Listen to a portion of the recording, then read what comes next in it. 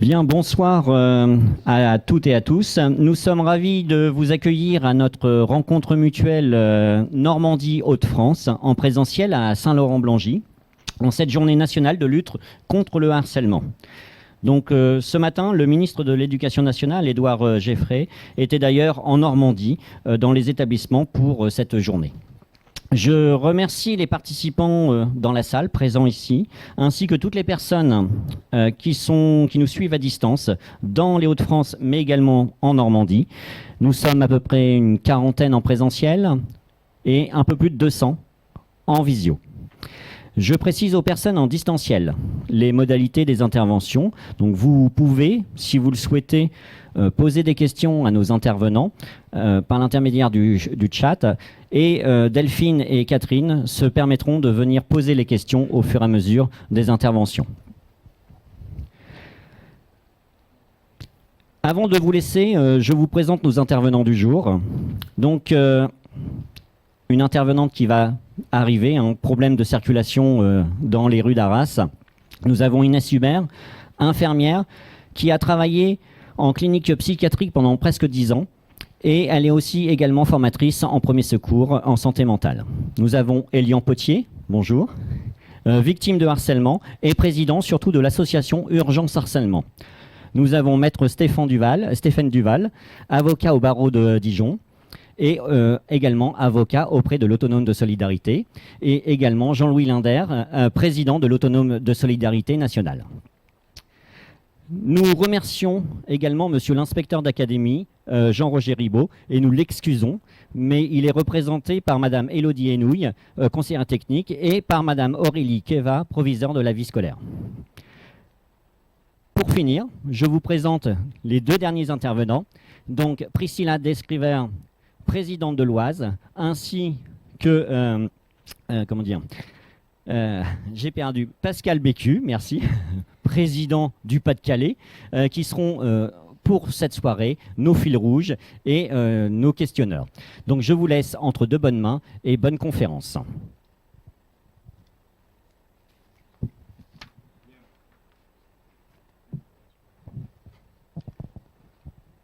On va peut-être laisser Inès s'installer.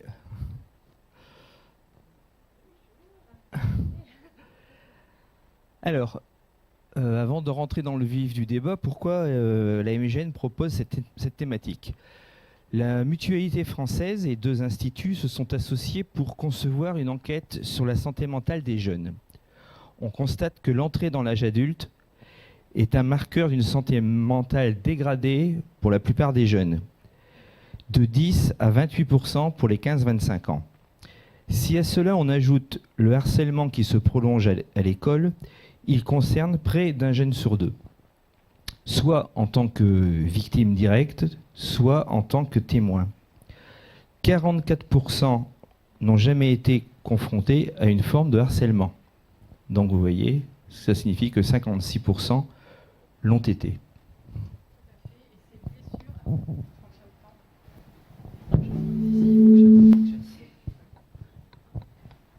Alors, c'était pour effectivement me présenter comme remarque. Donc, alors ces blessures, effectivement, sur ce sujet aussi sérieux qu'est le harcèlement, laissent des traces et des traces qui peuvent durer jusqu'à l'âge adulte. Donc parmi tous ces jeunes harcelés, 75% s'inquiètent pour leur avenir personnel et professionnel, 61% seulement pour ceux qui n'ont pas été harcelés. C'est un souci de société, mais les jeunes harcelés traînent vraiment une blessure profonde. Le cyberharcèlement également, ça concerne un quart des jeunes et 5% de manière récurrente. Parmi ces victimes fréquentes, il y a plus de la moitié qui présentent un état dépressif. Alors après ces quelques éléments, je vais m'adresser à l'Autonome de Solidarité avec Jean-Louis Linder et Stéphane Duval, maître Duval. Pourriez-vous nous définir le harcèlement et nous poser le cadre juridique associé ? Déjà, je vous remercie pour l'invitation qui a été faite. Alors, pour redéfinir un peu, disons, le périmètre, on va dire, de l'intervention de l'ASL dans ce cadre du harcèlement, c'est pour dire effectivement que nous sommes des observateurs avant tout du climat scolaire. Donc principalement évidemment en étudiant les dossiers que nous avons qui concernent les adultes, je le dis. Pour autant, quand on regarde ces dossiers, on se rend compte qu'un tiers des dossiers de mise en cause pour non-action ou pour des actions, on va dire, qui n'auraient pas été conformes, qui n'auraient pas été des réponses adaptées, les adultes en responsabilité, et je ne parle pas que des enseignants, reviennent vers nous et nous disent « mais face à ces situations, on a bien du mal à se positionner en tant qu'experts de l'analyse de ces situations, et au-delà, nous sommes au centre d'une problématique entre les familles, les jeunes, l'institution. » Et l'ASL, on va dire, a développé depuis un certain nombre d'années maintenant une politique de prévention par la formation à l'endroit évidemment de l'ensemble des acteurs du monde éducatif. Maître Duval pourrait y revenir très largement là-dessus. Mais pour nous, le harcèlement, nous l'avons vu monter principalement, non pas comme une notion de mode, mais comme un événement révélateur d'un dysfonctionnement des relations de plus en plus fort. Et je pourrais dire que c'est arrivé de façon assez concomitante avec la crise du Covid et le retour ensuite à un état, disons, naturel et normal de relations en direct. Et là, nous avons vu une flambée des demandes auxquelles les collègues étaient bien en incapacité de répondre. Pour vous dire, le harcèlement pour les adultes, dans nos dossiers, je dis bien pour les adultes, ne concerne que 7,3% de nos dossiers. Autrement dit, ça n'est pas un petit nombre, mais ça n'est pas non plus une envolée folle. Pour autant, un tiers de nos dossiers ont à voir avec une souffrance d'enfant pour lequel l'adulte est sollicité ou mis en cause pour une action qu'il n'aurait pas réussi à mener. Le harcèlement, vous allez le voir à travers le propos que Stéphane Duval, donc notre avocat conseil, va vous poser, est une question très complexe juridiquement, parce qu'on a tendance à penser qu'avec les dispositifs que met en place l'administration, qui sont des dispositifs parfaitement légitimes, nous avons résolu le problème. Or, pour nous, ASL, le problème démarre d'entrée de jeu là où il est défini clairement dans le droit, c'est-à-dire c'est la loi qui définit le cadre général. Et j'en profite donc, Stéphane, pour te passer tout à fait la main. Merci Jean-Louis. Merci de l'invitation. La difficulté avec le harcèlement, si vous voulez, c'est que lorsqu'on l'aborde juridiquement, on part d'une perception commune, répandue, qui n'est pas celle de la loi, qui n'est pas celle du droit, et plus particulièrement encore du droit pénal. Le harcèlement, je dirais, de manière commune, lorsque tout le monde l'évoque, on a l'impression de savoir ce que c'est. Quand il faut le définir, eh ben, c'est beaucoup plus compliqué. Le harcèlement, il est protéiforme. Le harcèlement, il ne renvoie pas à une réalité unique, à une réalité univoque. Il est pluriel. Il est pluriel et par ailleurs, il est voisiné par d'autres comportements qui portent atteinte à la dignité des personnes. Et d'ailleurs, pour nous juristes, le harcèlement, c'est une déclinaison des atteintes aux personnes, une parmi d'autres. Et qu'est-ce qu'on retrouve souvent dans les cadres proches de très grande proximité conceptuelle du harcèlement? Eh bien, on va retrouver les violences, littéralement. Les atteintes aux personnes, en réalité. On va retrouver les atteintes à la dignité, les injures. On va retrouver les discriminations. Les discriminations fondées sur, je dirais, différentes catégories, notamment aujourd'hui sexuelles, y compris dans le monde scolaire transidentitaire. On est sur une galaxie de réalités juridiques dans le cadre de laquelle s'inscrit le harcèlement. Et même si l'on prend que le harcèlement lui-même ne fait pas l'objet d'une définition unique dans le droit. Des harcèlements, je peux vous en dénombrer plusieurs infractions de harcèlement. Le harcèlement générique, qu'on appelle le harcèlement moral. Le harcèlement dans le cadre professionnel, qui fait l'objet d'une définition spécifique dans le Code du travail. Le harcèlement sexuel, qui d'ailleurs au passage était le premier type de harcèlement dans le nouveau Code pénal. Aujourd'hui, le harcèlement scolaire, le harcèlement conjugal, qui sont autant d'infractions autonomes. Le harcèlement donc, c'est une pluralité. Néanmoins, si on veut le comprendre, eh bien, il y a une matrice. La matrice du harcèlement et qui permet de décliner les autres harcèlements, c'est le harcèlement moral. Et il permet notamment de comprendre aussi ce qu'est le harcèlement scolaire, 2 points pour comprendre en réalité, si vous voulez bien, de quoi on parle, tout en essayant de tenir mon temps. Rapidement, le harcèlement moral, juridiquement, dans le code pénal. 2 éléments, la répétition et l'atteinte à la santé. Il n'y a pas de harcèlement sans atteinte. Il n'y a pas de harcèlement sans dégradation. Sans dégradation de la santé, physique, psychique, peu importe. Le harcèlement, c'est l'atteinte à la dignité, c'est l'atteinte à la personne. C'est l'évolution péjorative, ça va moins bien, de la santé. Dans le cadre de comportements répétés qui vont porter atteinte. Et vous noterez qu'en droit, on s'est bien gardé de définir ce qu'est le comportement de harcèlement. En fait, il est défini par sa finalité, par son but, par son effet.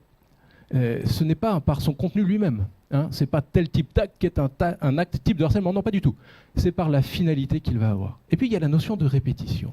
Mais attention, la notion de répétition, d'ailleurs, au passage, la répétition, c'est une notion. Hein, c'est comme en droit, c'est 2. Hein, c'est pas 4, 5, 6, 18, non, 2. Hein. Une fois, deuxième occurrence, la répétition est caractérisée. Cette répétition, elle doit être aussi en matière juridique atténuée. Bien entendu, on voit tous le cas d'un individu qui va harceler à l'autre dans un, je dirais, une sorte de colloque néfaste, de colloque mauvais, dans lequel une personne va de manière répétée avoir un comportement qui va nuire à la santé de l'autre. Mais ce n'est pas tout.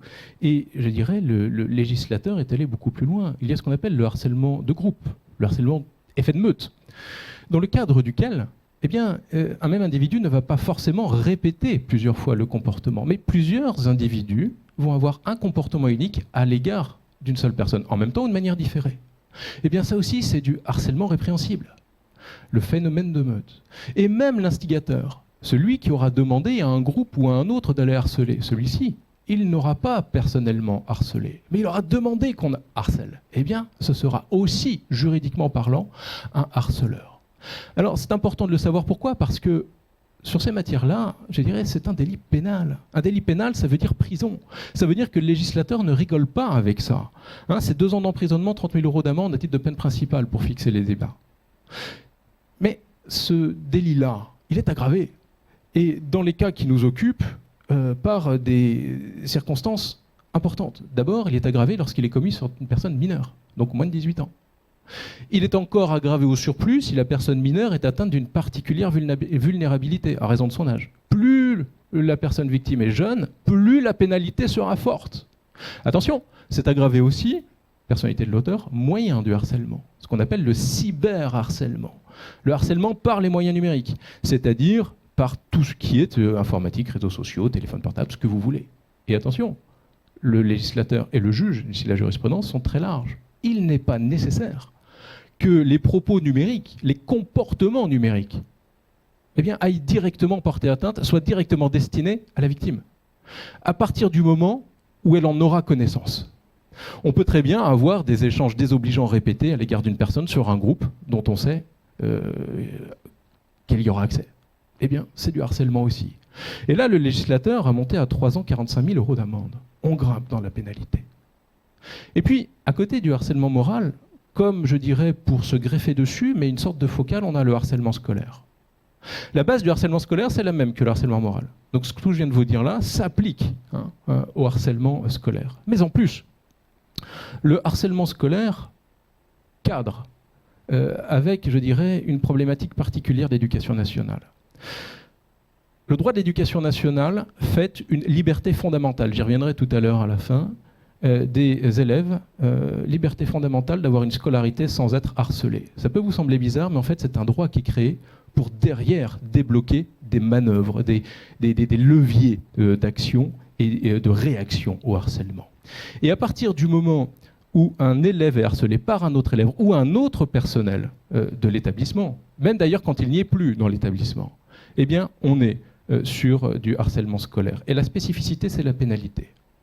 Harcèlement scolaire sans atteinte médicalement caractérisée, 0 jours d'ITT ou jusqu'à 8 jours d'ITT, on est sur une pénalité qui est déjà égale celle d'avant, 3 ans le maximum, 3 ans 45 000 € d'amende. Si on est sur une ITT supérieure à 8 jours, 5 ans 75 000 € d'amende. Si le harcèlement a conduit à une tentative de suicide, a fortiori un suicide, 10 ans 150 000 € d'amende. C'est le trafic de stupes, pour fixer les esprits. C'est la même pénalité. Donc vous voyez, enfin c'est la consommation de stupes plus précisément, vous voyez qu'on est sur une pénalité très forte dans le cadre de sa définition légale. Et de ces éléments-là, mais j'y reviendrai tout à l'heure, pas besoin de mon temps maintenant, se déclenche bien entendu toute une série d'actions administratives et juridiques et judiciaires, d'où découlent ces comportements. Merci beaucoup pour toutes ces précisions, Maître Duval.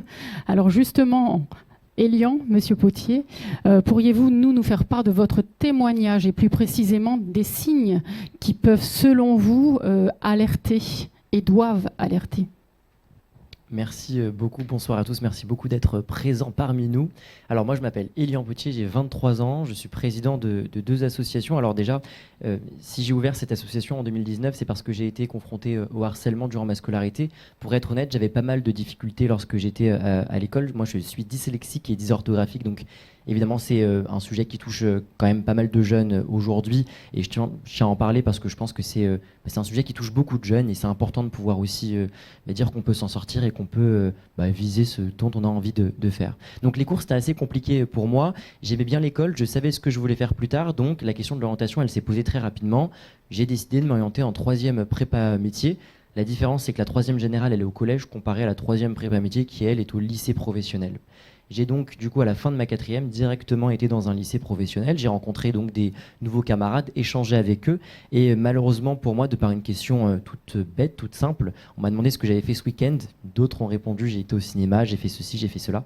Et moi, j'ai répondu, j'ai vu mon copain. Et à partir de ce moment-là, j'ai commencé à subir des insultes, des humiliations, des moqueries. Ça a commencé clairement avec une seule insulte dans la semaine, puis 2 insultes, puis 3 insultes, puis des humiliations, des moqueries, pratiquement tous les jours, tout le temps, à n'importe quel moment de la journée, à n'importe quel moment de la nuit. Quand ça se passait pas à l'école, ça se passait sur les réseaux, sur Snap, dans le fameux groupe de classe, sur Snap, sur WhatsApp. Quand ça se passait pas sur les réseaux, ça se passait à l'école. Avant, on disait, je sais que la frontière, c'était l'école. Après, alors pas à mon époque, mais peut-être à la vôtre, je sais pas. Il y avait pas de réseaux sociaux pour certains. Et puis ensuite, moi, il y a 8 ans, ça a continué, plus de frontières. Lorsque je quittais l'établissement, ça a continué sur les réseaux sociaux, dans le fameux groupe de classe, et même d'ailleurs aujourd'hui maintenant. Et les fameux groupes de classe, c'est un gros sujet, je sais, aujourd'hui. Et puis maintenant, j'ai envie de dire que c'est plutôt l'inverse. J'ai pour sensation de sentir que le harcèlement commence sur les réseaux et a un mauvais impact dans le bon fonctionnement de l'école, parce qu'évidemment, règlement de compte, et parce qu'évidemment, on peut pas bien évoluer lorsqu'il se passe des situations de cyberharcèlement avec ses camarades dans une classe. Et d'ailleurs, j'ai beaucoup de chefs d'établissement qui m'en ont parlé en me disant aujourd'hui, la plupart des cas qu'on traite, c'est des situations qui émergent des réseaux sociaux et qui ont une mauvaise influence dans le bon fonctionnement de l'établissement. À ce moment-là, je vous avoue que je ne savais pas du tout que j'étais confronté au harcèlement. Je pensais que c'était quelque chose de totalement normal. C'est bizarre à dire, bizarre à comprendre, mais que c'était quelque chose de complètement normal, qu'on pouvait se permettre d'être insultant, de se moquer, de se rabaisser, de s'insulter, que c'était juste un mauvais moment à passer, qu'il fallait obligatoirement que je puisse passer ce mauvais moment et que par la suite, j'allais pouvoir être heureux. Donc la situation, elle a perduré pendant plusieurs mois. Du mois de septembre jusqu'au mois de mai, je rentrais chez moi et je disais à mes parents que tout allait très bien, que j'étais très heureux, et aucun signe ne pouvait laisser penser qu'il se passait quelque chose à l'école. Parce que je rentrais à la maison, je faisais tout pour cacher quoi que ce soit à mes parents. Alors déjà parce qu'au départ, je ne savais pas que j'étais confronté au harcèlement, mais surtout après parce que je voulais pas forcément les rendre tristes, leur mettre une charge, on va dire, de travail en plus à la fin de leur journée. On a tous nos problèmes, plus ou moins élevés, et je voulais pas non plus leur apporter un problème, une problématique en plus. Jusqu'au jour où il s'est passé quelque chose de pas forcément très terrible pour moi, parce qu'on a essayé de m'ouvrir la porte des toilettes. Je sais pas si vous voyez avec les verrous blancs et rouges qu'on peut pousser comme ça avec le pouce. La porte s'est déverrouillée, on m'a filmé sur Snap en balançant de l'eau, des boulettes de papier, en filmant cette scène sur les réseaux, notamment donc sur ce genre de réseau. Et à ce moment-là, je vous avoue que j'étais clairement mal à l'aise et j'ai prétexté un mal de tête à l'école. Parce que je me suis dit, si je dis à l'école que j'ai mal à la tête, je vais pouvoir rentrer chez moi. Si je rentre chez moi, je vais pouvoir me reposer. Et surtout, si je me repose, je vais pouvoir oublier ce qui s'est passé, me réveiller, essayer d'aller de l'avant par la suite. Et je suis rentré chez moi, je me suis reposé, et de par l'instinct d'un papa et d'une maman au mois de mai, à ce moment-là, ils m'ont regardé, ils m'ont dit c'est bizarre, t'as changé de comportement, t'as l'air triste, t'as l'air préoccupé, il faut immédiatement que tu puisses nous raconter ce qui s'est passé. Donc moi au départ je leur disais que c'était eux qui étaient complètement en train de délirer, que j'allais très bien. Et puis de par l'instinct d'un papa et d'une maman, ils m'ont pas lâché toute la soirée, et dans la même soirée je me suis mis à pleurer en leur racontant tout ce qui s'était passé depuis le début du mois de septembre. Donc là on est au mois de mai vous avez les révisions du brevet. À ce moment-là mes parents ont déjà fait une main courante. Ensuite, mes parents ont convoqué, envoyé un message à mon établissement pour prévenir la situation qui était en train de se produire. L'établissement ne s'est dit pas du tout au courant de la situation. Alors pour être honnête, je vise uniquement l'établissement dans lequel j'étais et moi je ne fais pas de généralité parce que je trouve, et je vous dirai les chiffres des établissements, le nombre d'élèves et d'établissements que j'ai eu la chance de rencontrer, je trouve qu'on ne peut pas se permettre d'en faire une généralité, mais en tout cas dans mon établissement il y a 8 ans, j'ai jamais eu la chance déjà d'avoir une intervention de par une asso, une intervention d'en parler avec des professeurs, d'en parler ne serait-ce qu'avec mes parents, de voir des émissions à la télé ou des campagnes de sensibilisation sur les réseaux. Donc déjà, moi je ne savais pas du tout que j'étais confronté au harcèlement, mais en plus, l'établissement dans lequel j'étais s'est dit pas du tout au courant en disant que voilà, il n'avait rien vu, rien entendu.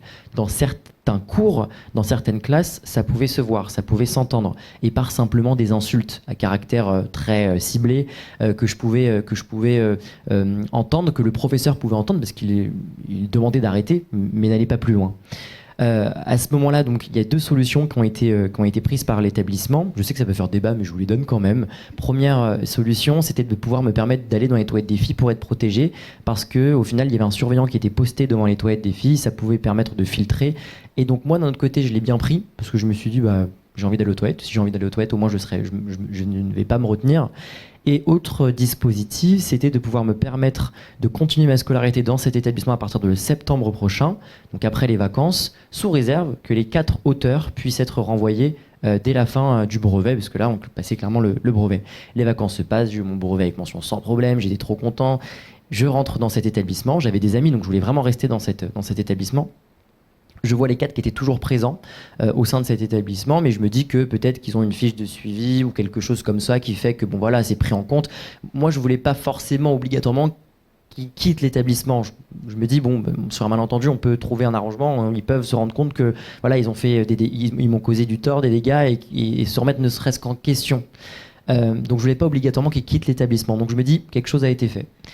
Et un jour, donc évidemment, les autres étaient mis au courant, les nouveaux étaient mis au courant de leurs exploits, parce qu'évidemment, quand une main courante a été déposée, l'établissement était au courant, donc les élèves étaient mis au courant. C'est un peu comme un exploit pour un jeune, alors pas forcément mature du coup à ce moment-là, mais se dire voilà, j'ai été au commissariat, j'ai été entendu, parce qu'après mes parents ont porté plainte, j'ai été entendu par le commissariat, c'est quelque chose dont on est fier pour certains jeunes à ce moment-là. Donc les nouveaux étaient au courant, les nouveaux continuaient à ce moment-là, et jusqu'au jour où je sors des toilettes des filles, et ça avait sonné, mon chef d'établissement me voit sortir des toilettes des filles, il me hurle dessus en me demandant de descendre, tout le monde était en rang, je me souviendrai toute ma vie, et il m'a demandé de descendre, de venir le voir, et il m'a demandé ce que j'avais fait, pourquoi j'étais sorti des toilettes des filles, il m'a hurlé dessus en me disant tu n'es pas une fille, tu n'as pas allé dans les toilettes des filles, les toilettes des garçons c'est en bas, la prochaine fois tu seras collé, évidemment. C'est tout simplement parce qu'il n'avait pas été mis au courant des dispositions que son équipe avait mis en place. C'est la première fois que je me suis mis à pleurer dans l'établissement. Ça paraît rien comme ça, mais énorme dans la tête d'un 3e qui, après avoir subi tout ce qu'il a pu subir 1 an auparavant, après s'être remis en question, parce que vous dire que je me suis jamais remis en question, c'est vous mentir, parce que vous êtes obligé de vous remettre en question, même si vous savez que vos parents, ça leur pose pas de problème. Et bien heureusement, j'ai eu cette chance que mes parents soient au courant à ce moment-là, et que ça leur pose pas de problème, bien heureusement. Et à ce moment-là, vous vous mettez forcément en question. Donc, quand je suis rentré en classe, je me suis mis à pleurer. Ça a été la goutte de trop. J'ai décidé de partir de l'établissement. Donc, j'ai appelé mes parents. Et entre le laps de temps où mes parents sont venus me chercher et le laps de temps où mon chef d'établissement m'a vu dans cet état, il m'a convoqué dans son bureau. Il m'a demandé pourquoi je me mettais dans ces états-là. Je lui ai dit que je me sentais pas du tout en sécurité, que je voulais partir de son établissement. Et il m'a dit une phrase que je n'oublierai jamais. Il m'a dit si tu n'avais pas parlé de ta vie privée, on n'en serait pas là. Et à partir de ce moment-là, mes parents sont venus me chercher. Je suis parti, j'ai été arrêté pendant 15 jours parce que psychologiquement, ça allait pas du tout bien du tout. Et à partir du 1er octobre, j'ai eu la chance de réintégrer un nouvel établissement, cette fois-ci à Paris même, où vraiment tout s'est extrêmement bien passé. J'ai été très heureux. J'ai pu continuer mon apprentissage en toute sécurité, toute sérénité, et j'ai plus jamais de toute ma scolarité entière, bien heureusement, été confronté au harcèlement. À ce moment-là, je me suis en revanche posé 2 questions. Soit je reste dans cette incompréhension toute ma vie, parce que c'est des choses qui marquent à une échelle plus ou moins importante, mais qui marquent tout de même, ou soit j'essaye justement d'utiliser cette mauvaise expérience, cette expérience mauvaise, enfin clairement négative, en expérience positive, justement en intervenant dans les établissements scolaires à partir du CE2 jusqu'à la terminale et même dans les études supérieures, parce qu'on peut un jour avoir aussi été confronté au harcèlement, avoir des enfants, avoir des frères, des sœurs, et je pense que c'est hyper important, leur raconter mon témoignage, alors pas forcément dans les détails, parce que moi j'ai envie de cibler toutes les formes de discrimination, pas forcément que la mienne, donc j'ai envie de pouvoir sensibiliser tout le monde et que tout le monde à travers mon témoignage puisse justement se sentir concernés, en général, et leur raconter mon témoignage, pouvoir leur montrer indirectement que le harcèlement c'est pas une fatalité. Alors je sais que c'est difficile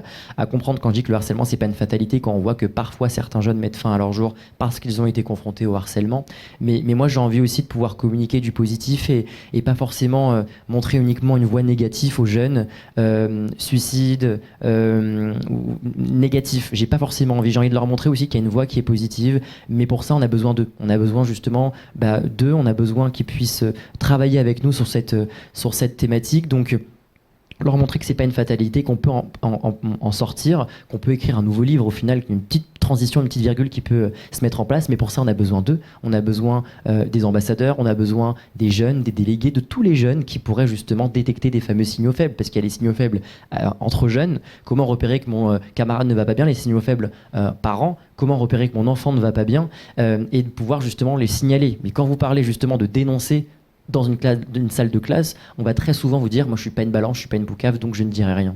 Donc justement le travail aussi, c'est de pouvoir évidemment échanger avec eux sur comment signaler de manière directe, indirecte, directe. Je vais voir un adulte de confiance dans l'école, personne ressource de l'établissement, personne en qui j'ai totalement confiance dans l'établissement, peu importe son rôle, peu importe son poste dans l'école. Ça peut être personnel d'éducation, ça peut être le CPE, ça peut être un surveillant, un professeur, une assistante sociale, une AESH, n'importe quelle personne de l'école en qui j'ai confiance, mais aussi à défaut, si j'ai pas envie d'en parler à quelqu'un de l'école, j'ai pas envie d'en parler à quelqu'un de la maison, je peux aussi en parler de manière indirecte, en allant voir un adulte via Pronote. Je sais pas si vos enfants pourraient avoir Pronote, mais sur Pronote par exemple, vous avez un bouton avec une main levée, c'est marqué SOS dessus, et dès l'instant que l'enfant clique sur ce bouton-là, il va pouvoir choisir une personne ressource de son établissement à qui il va pouvoir envoyer un message pour prévenir qu'il se passe quelque chose. C'est pas le même canal pour envoyer un message parce que j'ai pas noté les devoirs ou quoi, hein. C'est vraiment un canal réservé pour les fameuses personnes ressources. Et à défaut, j'ai pas envie d'en parler à quelqu'un de l'école, j'ai pas envie d'en parler à ma famille,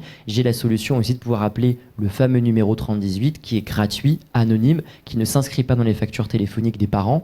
Donc ce numéro-là, il est national depuis 2 ans à peu près. Avant, vous aviez le 30-20 pour le harcèlement à l'école, le 30-18 pour le cyberharcèlement. Notez uniquement le 30-18. Le 30-18, maintenant, depuis 2 ans, c'est à la fois le harcèlement à l'école et le cyberharcèlement. Gratuit, heureusement. Anonyme, parce que lorsque le jeune va appeler, le numéro ne va pas s'inscrire, les personnes qui vont répondre, le numéro ne sera pas inscrit. Et enfin, ça ne s'inscrit pas dans les factures téléphoniques, parce que vous le savez, chaque mois, vous recevez la facture de votre enfant, et sur le verso de la facture, le numéro ne s'inscrit pas, de manière à ce que le jeune puisse appeler sans pouvoir se poser la question, est-ce que mes parents vont être au courant? Est-ce que la police, les pompiers vont arriver chez moi? Pas du tout. Ces adultes vont pouvoir m'écouter, m'orienter, mais à défaut, si je ne souhaite toujours pas en parler à quelqu'un de l'école ni à ma famille, faire un signalement auprès de l'établissement. Donc en gros c'est un peu plus subtil que ça, c'est le 3018 qui va faire un signalement auprès de la DSDEN, en gros, hein, vous me corrigez si je me trompe, et puis après la DSDEN va pouvoir prévenir l'établissement. Dans tous les cas, ils ont 24 heures pour pouvoir par la suite réagir, ou 72 heures, 48 heures pour pouvoir réagir et que l'établissement puisse faire quelque chose. Et ensuite, on a un délai qui peut s'installer beaucoup plus long pour que l'enquête puisse se faire. Alors, je dis beaucoup plus long, à la fois c'est frustrant pour un parent qui a signalé une situation et qui attend un retour de l'école, ça je le comprends totalement, mais après réflexion et en échangeant avec les équipes éducatives, au final c'est un délai qui peut pas forcément être restreint, parce que c'est un délai, on va dire, minimum pour pouvoir avoir des preuves, pour pouvoir avoir matière à pouvoir par la suite prendre des sanctions, ou du moins aller plus loin dans la réflexion. Je pense qu'on aura l'occasion d'en parler tout à l'heure, mais en tout cas, voilà, c'est un délai qui peut faire débat, je sais, et qui parfois peut s'allonger jusqu'à 2 semaines pour revenir vers les parents ou pour pouvoir faire une enquête. Donc moi je vais très bien aujourd'hui, je vous rassure, je suis très heureux dans ma vie, ça s'est passé à 8 ans et je suis très heureux, bien heureusement, mais je sais à quel point c'est hyper important de rencontrer les jeunes, de pouvoir échanger avec eux. Ces 3 dernières années, j'ai eu la chance de rencontrer un peu plus de 30 000 jeunes, 10 000 il y a 2 ans, il y a 1 an, l'année scolaire dernière, 17 000, et 3 500 depuis septembre dernier. Je vais partout en France, là où les établissements me contactent, et pour moi c'est un message hyper important que j'ai à leur transmettre, parce qu'évidemment j'ai 23 ans et parce que je pense que la proximité avec l'âge, elle peut être beaucoup plus simple, mais ça ne se substitue pas en aucun cas à une prévention d'une personne de l'établissement. C'est-à-dire que moi j'ai ma manière d'aborder la chose avec les jeunes, mais un adulte, personnel encadrant, qui a l'autorité sur eux, c'est hyper important pour pouvoir justement faire cette prévention. Mais je pense qu'on se complète. Et voilà, moi je suis très content de pouvoir intervenir à vos côtés, de pouvoir vous apporter un maximum d'infos. Moi aujourd'hui, je suis désolé, je parle beaucoup. Si je peux apporter juste une chose, quelque chose qui me tient énormément à cœur, c'est qu'évidemment, le harcèlement, on en parle depuis longtemps maintenant, on n'en parlera jamais assez tant qu'il y aura des jeunes qui mettront fin à leur jour, c'est évident. Mais ce que je déplore aujourd'hui, c'est les réseaux sociaux. Là, je vais parler comme un relou, mais c'est la vérité. Les réseaux sociaux, aujourd'hui, quand je vais dans une salle de classe de CE2, croyez-moi ou pas, j'ai pratiquement la moitié de la classe qui lève la main en me disant « j'ai un téléphone portable ». Je vous parle pas d'un téléphone à touche, je vous parle d'un smartphone, un accès à Internet. On me sort Snapchat, Instagram, TikTok, parfois même Telegram. Je ne sais pas si vous connaissez Telegram, mais c'est clairement pas un réseau social auquel un jeune devrait utiliser. Accès à de la pornographie, vous me direz, on n'a pas besoin d'un Telegram pour avoir accès à la pornographie, mais encore une fois, vous avez aussi accès à des contenus pornographiques, décapitation, de guerre, sans filtre, sans rien du tout. Et ça m'alarme parce que je me dis, au final, ok, l'école, elle a son rôle à jouer, hyper important, mais l'école, elle ne peut pas résoudre toutes les problématiques que la société a. Clairement. Et j'ai l'impression que l'école, du coup, indirectement, est obligée de répondre à ces problématiques-là. Et parfois, vous vous rendez compte que, quand vous faites des conférences à destination des parents d'élèves le soir, en fin de journée, alors ok, on a un emploi du temps qui est chargé, et ça, je le comprends parfaitement, mais vous avez aussi, parfois, 0 parents qui peuvent être présents, un établissement de 1500 élèves, 0 parents, des établissements de 650 élèves, allez, le max, c'est 30 parents que j'ai pu avoir. Alors ok, on a un emploi du temps qui est hyper chargé, mais on peut aussi parfois peut-être, en tant que parent, et c'est pas négatif ce que je dis, être dans le déni en se disant, moi mon enfant jamais il va être confronté au harcèlement, sinon il pourrait m'en parler. Mon enfant jamais il pourrait être auteur de harcèlement parce que je l'ai trop bien éduqué et donc c'est impossible. Je pense que c'est pas du tout une question d'éducation, loin de là. On peut un jour avoir être du mauvais côté. Mais l'objectif, c'est aussi de pouvoir justement se rendre compte qu'on a été du mauvais côté et de pouvoir se remettre en question. D'où l'utilité de la prévention, j'arrête bientôt, d'où l'utilité de la prévention et de pouvoir rencontrer ces familles. Mais malheureusement, le max, c'est 30 par an et je trouve que généralement, en plus, ceux qui sont là, c'est pas forcément ceux qu'il faut sensibiliser. Et tant qu'il y aura... Je dis pas de téléphone, parce que ça, c'est la responsabilité des parents. Je suis pas parent et je me permettrai jamais de juger à 100%. Mais je me dis, dès l'instant qu'on donne un téléphone à son enfant, c'est surtout la prévention qu'on lui fait, l'accompagnement qu'on lui donne. Dès l'instant qu'on lui a donné un téléphone, c'est trop tard. Je pense que ça sert à rien de lui enlever parce que dans tous les cas, il réussira à trouver toutes les solutions possibles. Mais l'accompagnement qu'on en fait, et c'est pour ça qu'on est ensemble ce soir, et je suis trop content d'être avec vous. Merci. Merci beaucoup. Et c'est vrai que... Votre témoignage est très important parce que nombre de parents se questionnent forcément.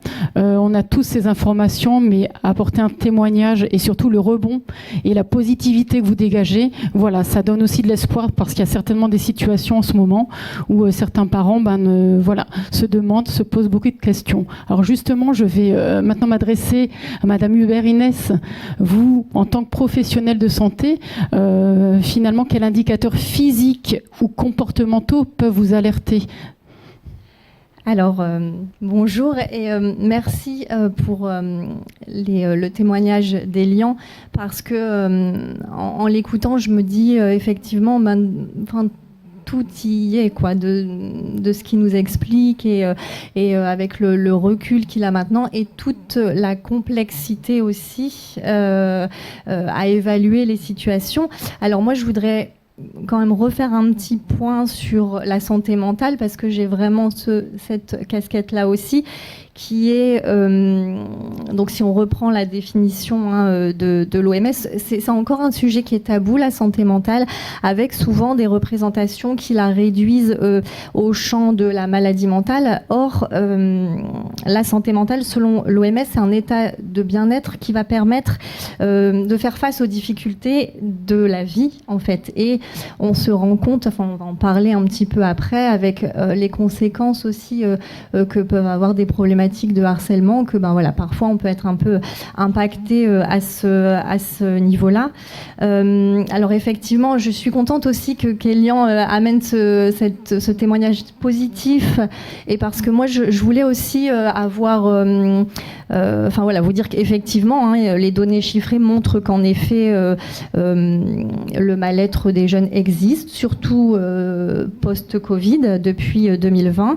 On a des enquêtes qui montrent qu'effectivement effectivement, des lycéens déclarent, 24% en fait, des lycéens déclarent au cours des 12 derniers mois avoir eu des pensées suicidaires et 13% avoir déjà fait une tentative de suicide en 2022. Donc voilà, certes, ce mal-être est existant et croissant, avec une vulnérabilité particulière aussi pour les adolescentes, les jeunes filles. Mais malgré tout, la majorité des adolescents déclarent avoir un bon niveau de santé mentale. Et donc ça, c'est important de le dire. Et puis aussi, de par les ressources qui peuvent exister, de par le travail qu'on peut faire au niveau de la résilience, des compétences psychosociales, et puis des interventions et des regards un peu croisés qu'on peut avoir tous sur ce domaine, va faire que voilà, l'adolescence, c'est un âge de vulnérabilité, on le sait, et à la fois un âge où on peut se déconstruire très vite et aussi se reconstruire. Et donc voilà, merci pour la positivité que je voulais aussi moi-même amener. Donc au niveau des signaux qu'Elian a très bien décrit. Alors c'est compliqué parce que l'adolescence, on sait que c'est un âge où le cerveau est en construction. Moi, je n'aime pas dire qu'il n'est pas mature, mais jusqu'à 25 ans à peu près, il est en construction. Et donc on a aussi un déséquilibre, je vais dire, entre le côté réflexif et la gestion des émotions. Donc cet âge-là est particulièrement un âge de vulnérabilité, avec aussi, on retrouve des biais qu'on appelle où on va pas forcément vouloir alerter les parents, les inquiéter, le biais aussi de demande d'aide, ou le fait de devoir demander de l'aide à quelqu'un, c'est aussi se dire qu'on n'est pas capable de se débrouiller tout seul, donc il va aussi renforcer un petit peu ce sentiment de honte. Et puis il peut y avoir aussi voilà, parfois des situations qui font que on va chercher à se défendre de manière pas forcément adaptés, et donc avec parfois des comportements d'agressivité aussi envers les autres, qui font que c'est compliqué d'analyser tout ça et d'où le temps nécessaire aussi de l'analyse et voilà, qui est complexe. Donc au niveau des signaux, on a bien sûr tous les signes qui vont être d'ordre émotionnel, la tristesse, l'anxiété, l'irritabilité, l'agressivité, aussi d'une manière générale peut-être tout changement de comportement, ce qu'Elian décrivait, le fait que si j'ai bien entendu, on ne te reconnaît plus, ou enfin voilà, c'est pas toi.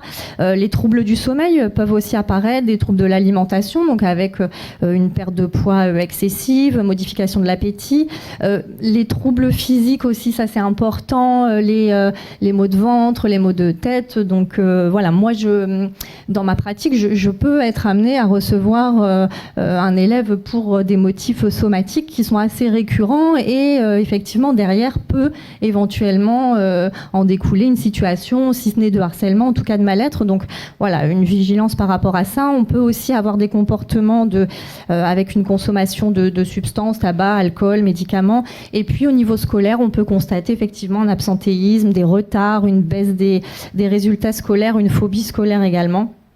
Voilà, et puis la difficulté à faire face aussi au quotidien, parce que la santé mentale n'est pas à un niveau optimal.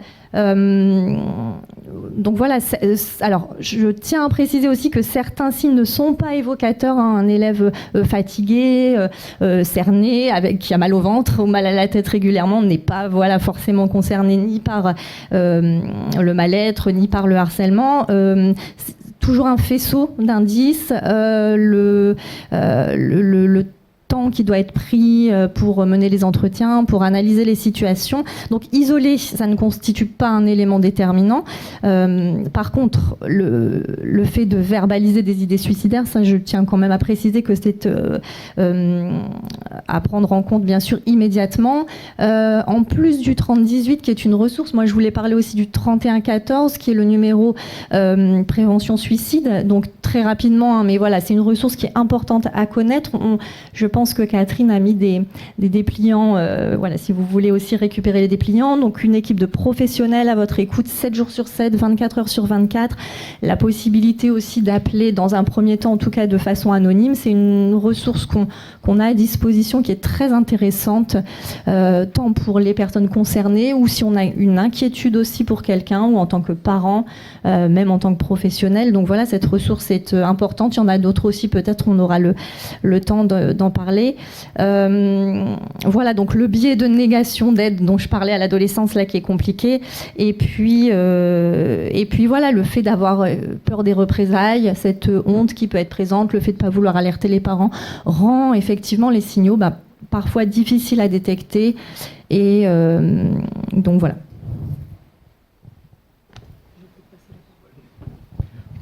Merci Inès. On va en rester un petit peu avec vous, Inès.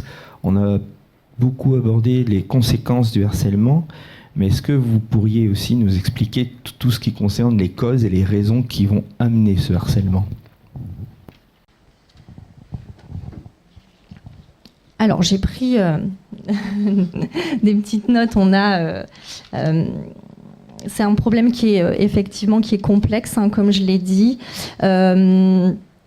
On a au niveau des causes, et puis effectivement le fait de pas avoir une vision un peu binaire et unicausale en fait. Hein. Donc on sait que il peut y avoir des facteurs personnels, hein, donc au niveau des habiletés cognitives, des facteurs familiaux aussi peut-être dans l'éducation. Donc voilà, ça ce sont des données qui sont factuelles et scientifiques. Le fait aussi qu'à l'adolescence, et ça je pense que c'est important, l'influence des pairs est vraiment un facteur très puissant qui est renforcé par les réseaux sociaux, ce qu'Elian, encore une fois, a très très bien souligné. Et puis aussi, ce qu'on disait, hein, le fait que réguler les émotions par les fonctions réflectives et cognitives, c'est plus difficile. Et donc, la psychiatre Kathleen Nicole définit en fait le harcèlement par un agrégat finalement de raisons qui font que l'affaire entre deux personnes finalement devient rapidement l'affaire de plusieurs qui peuvent être vulnérables même par rapport à leur développement et que en fait ce groupe va se saisir en fait ces individus de l'effet protecteur du groupe et puis une fois que la dynamique de groupe est enclenchée le groupe va s'auto-alimenter jusqu'à oublier la souffrance de la victime et donc c'est pour ça que le phénomène est complexe, compliqué et qu'on a une approche qui est un petit peu différente et une analyse de la situation. Donc voilà, considérer le harcèlement comme un profil de situation plus qu'un profil d'individu parce que cette notion de phénomène de groupe, le groupe de pairs, le fait de aussi être renvoyé soi-même en tant que harceleur ou en tout cas en tant que peut-être participant à ce phénomène-là, ça renvoie aussi à ses propres vulnérabilités. Donc c'est compliqué aussi. Enfin, voilà. Et donc, c'est pas... Effectivement, la situation est très complexe. Donc, au niveau des causes, voilà, c'est multifactoriel. Et puis, et encore une fois, on a une approche là de préoccupation partagée qui est intéressante et de développer l'empathie aussi chez nos jeunes, de se rendre compte de... parce que quand on leur pose la question, beaucoup, tous, la majorité, vont considérer le harcèlement comme quelque chose d'inacceptable et de répréhensible, et ils sont tous d'accord avec ça. Et le fait est que, parfois, ils sont effectivement pris dans cette dynamique de groupe qui est difficile à analyser, où ils n'ont pas la capacité de faire ce petit pas de côté, de prendre le recul, et donc c'est important aussi d'analyser tout ça, et avec une approche... aussi, encore une fois, de développement peut-être des compétences psychosociales et pas forcément en termes de prévention. C'est pour ça que c'est intéressant de croiser les regards et de travailler ensemble dans la complémentarité en fait, de la prise en charge de la problématique. Merci Inès. Peut-être une question, une réponse peut-être un peu rapide, Monsieur Potier, concernant tout ce qui concernant le rôle des associations. Est-ce que vous pourriez, en 2-3 minutes, nous cibler le rôle précis qu'elles peuvent jouer au sein des établissements, et en particulier le rôle que vous jouez vous-même? Merci.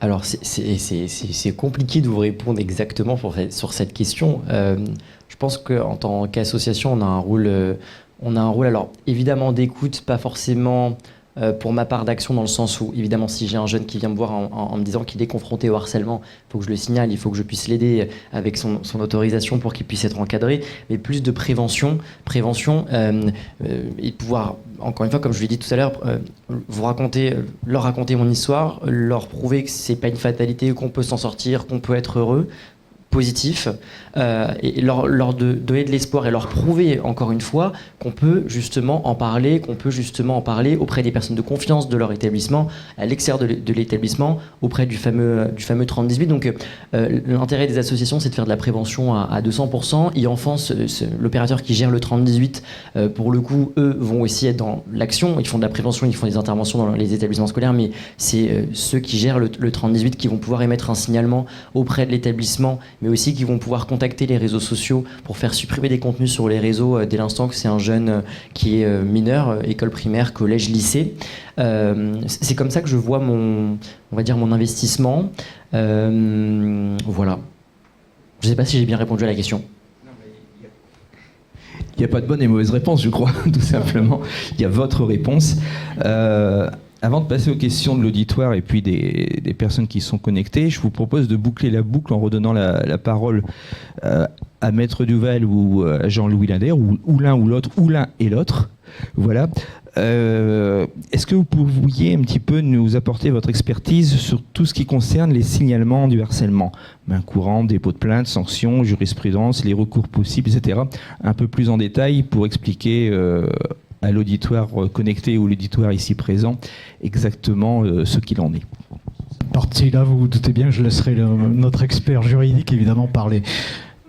Je voudrais reprendre en tout cas quelques-unes des pistes que tu as évoquées, Elian, qui me semblent fondamentales. La première, tu dis, il y a bien sûr cet accompagnement des pairs. Oui. Sauf que dans une structure aussi complexe que la communauté éducative, tu le dis toi-même, ta situation s'est trouvée empirée, augmentée, amplifiée par le fait que les adultes qui étaient en place, au-delà de la lecture de signaux faibles, ne savaient même pas qu'ils se devaient d'agir, quelle que soit la chose. Tu me parles par exemple de ce chef d'établissement qui à un moment donné te voit et n'a pas été informé. Quand je parle d'agir, je parle d'une chaîne d'information qui doit se transmettre de façon correcte. Je voudrais venir là-dessus, parce que la première des préventions, c'est bien évidemment d'avoir une culture partagée. Et on ne peut pas aborder, je le dis pour l'autonome, puisqu'on le voit, 13 000 dossiers par an, bien sûr, tous ne concernent absolument pas le harcèlement, mais concernent une souffrance de près ou de loin, d'un personnel lui-même confronté à la souffrance de jeunes. Or, si on ne forme pas correctement tout le monde dans responsabilité autour de cette question juridique de ce que recouvre le harcèlement, on ne pourra pas évacuer ce qui n'en est pas et laisser à ce moment-là la place à ce que vous rappeliez tout à fait à juste propos, c'est-à-dire les vrais professionnels d'une lecture de la complexité psychologique des dynamiques de groupe et qui n'appartiennent pas, là pour le coup, ni aux équipes, on va dire éducatives au sens plein du terme, ni au juridique pur. Et c'est bien cette pluralité d'action qui me semble fondamentale. Et je dis, si on n'a pas une culture partagée et que l'on considère que nous sommes focalisés simplement sur une expertise compétente, qu'elle soit juridique pour nous, médical pour vous, ou relationnel et direct, on va dire, de jeune à jeune et de père, on va continuer à fonctionner en étant dans une incoordination. Et je boucle avec la boucle de tout à l'heure, Elian, si tu veux bien, c'est cette absence de coordination de réponse qui amène une amplification et une aggravation des situations. Ensuite, je vais passer la parole à Stéphane Duval, parce que cette politique de prévention l'amène, mais au-delà de ça, Elian reprenait la question effectivement de retirer les contenus. Et là, vraiment, on est sur le domaine juridique. Là, on ne peut pas y échapper. À toi, Stéphane. Merci beaucoup. Le point fondamental, je crois qu'il a été posé et par votre intervention aussi, c'est la prévention. Nous, en droit, on est un peu démunis face à la prévention parce que souvent, bien souvent, le droit est curatif. C'est-à-dire qu'il intervient après les faits. Sous ce rapport-là, néanmoins, je crois qu'il faut saluer des évolutions récentes, notamment la loi de 2022 sur le harcèlement scolaire, qui a créé toute une obligation, toute une série d'obligations juridiques à destination de l'administration de l'éducation nationale, et notamment à destination, là je reste dans le secondaire, des établissements. Je le disais tout à l'heure, le Code de l'éducation fait du droit de chaque élève à une scolarité exempte de harcèlement une liberté fondamentale. C'est pas un propos de juriste pour faire bien, ça emporte des conséquences juridiques.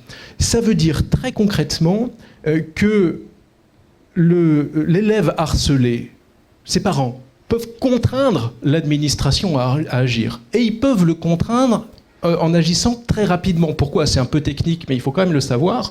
Une liberté fondamentale, caractériser un droit de liberté fondamentale, ça ouvre droit à ce qu'on appelle le référé-liberté. Le référé-liberté, c'est saisir le juge administratif parce que l'administration méconnaît une de mes libertés fondamentales et je vais l'enjoindre à agir. Pas plus tard qu'hier, j'étais saisi d'un dossier pour l'ASL sur cette question-là, où une chef d'établissement né dans le Rhône recevait une injonction d'agir par l'avocate d'une mère d'élèves harcelés.